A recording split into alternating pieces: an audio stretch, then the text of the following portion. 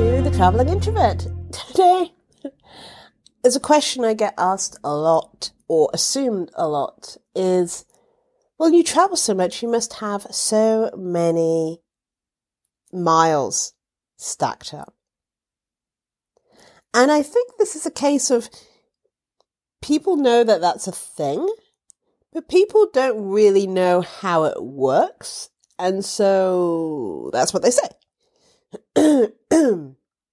And it generally works. Yes, of course, you do get miles, but now it's that much harder to get miles. It's not miles per mile you actually travel. So that's the first myth.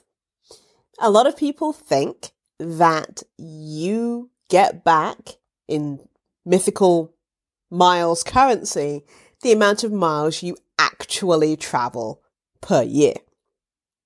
And that would be wonderful. Maybe. But that is not the case.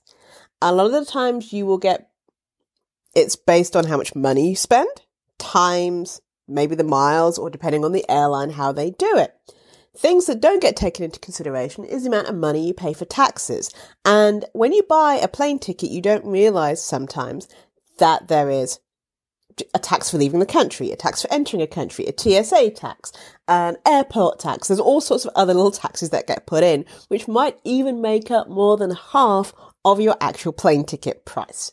So that's one thing. Then there's the fact that most of the time, how many miles you earn might be linked to the airline that you're with. Also might be linked to which credit card you might use.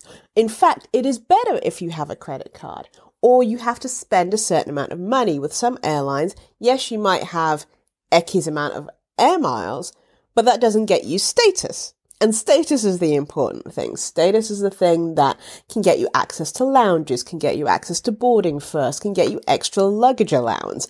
These are the things that are very helpful, but sometimes you can't get them if you don't have the credit card because you just can't spend the money. Or, here's the other thing.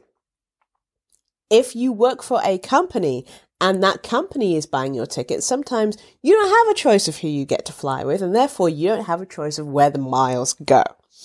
So just because someone is traveling a lot doesn't mean they're automatically racking up a bunch of miles.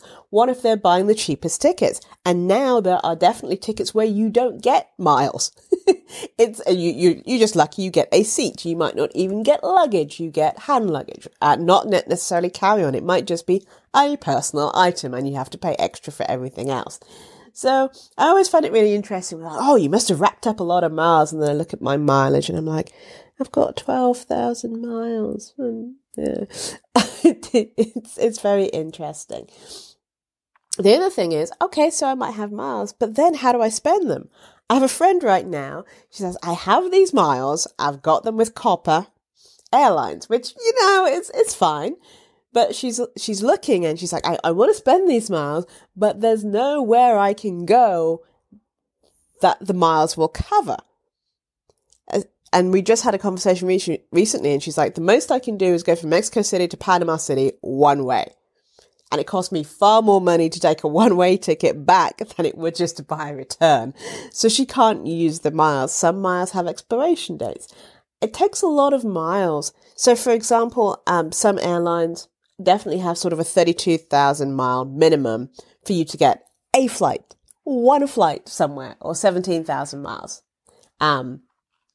And to get that 17,000 miles, you can't just fly 17,000 miles. You actually have to fly more than that to get there. Sometimes you can have an accelerator. Sometimes you can buy the miles outright, but generally like mile per dollar or cent or whatever doesn't work out the same way. So yes, people might travel a lot. Doesn't necessarily they have miles racked up. And even if they do, it doesn't mean it's really easy to spend them. So don't necessarily be envious and assume that miles is the thing. Now, some people are super into the mileage game, and it's great. But the main thing is not necessarily the miles that you get with staying with an airline, it's the loyalty and the perks you may or may not get. Now, some airlines have the same perks if you just get their credit card. Not everyone can get a credit card. And I'll be honest, the credit card game is mainly restricted to the United States. And so there's the rest of the world out there that can't play the game in the same way. It's fairly interesting. So when people say, oh, you must have a lot of miles racked up. Yeah, no, not really. I looked and, I don't really spend my miles that often. I tend to save my miles for emergencies. If I have a friend who's sick and I have to go in an emergency, I would use miles, for example. But yeah, no, I don't have a bunch of miles racked up. If someone wants to donate miles to me, I will take them. My airline of choice is United, but I will take, any miles in Star Alliance or with Delta, because Delta miles never expire. All right, thank you for listening. This is Janice from the Career Introvert. Looking forward to helping you with your career and your business in line with your introversion. If you have any questions or anything you want me to answer, please email me at janice@thecareerintrovert.com.